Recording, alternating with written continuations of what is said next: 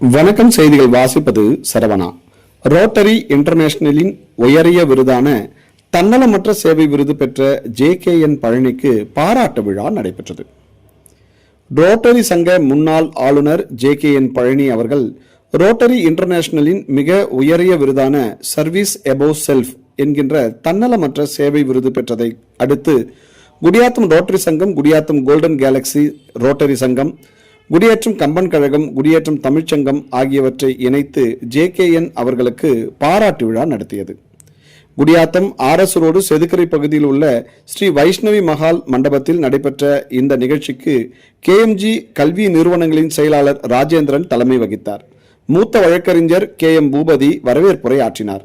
அம்பலால் குழுமங்களின் தலைவர் ஜவஹர்லால் ஜெயின், உதவி ஆளுநர் கோபிநாத், குடியாத்தம் ரோட்டரி சங்க தலைவர் சந்திரன் ஆகியோர் துவக்க உரை ஆற்றினர்.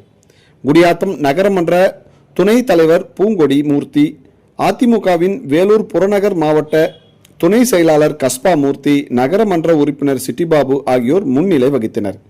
வேலூர் மாவட்டம் ஆவின் முன்னாள் தலைவர் வேலழகன், மாவட்ட ஆளுநர் சுரேஷ், வேலூர் கூட்டுறவு சங்க முன்னாள் தலைவர் அப்பு, வேலூர் மாவட்ட மத்திய கூட்டுறவு வங்கி முன்னாள் தலைவர் ராமு ஆகியோர் சிறப்பு அழைப்பாளர்களாக கலந்து கொண்டனர்.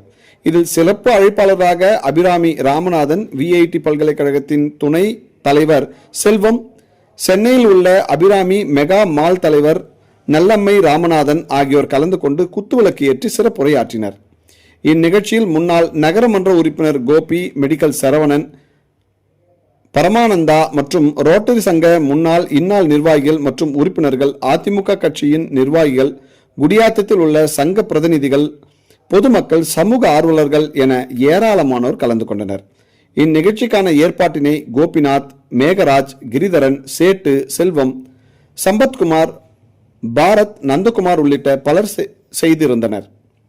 விருது பெற்ற JKN பழனிக்கு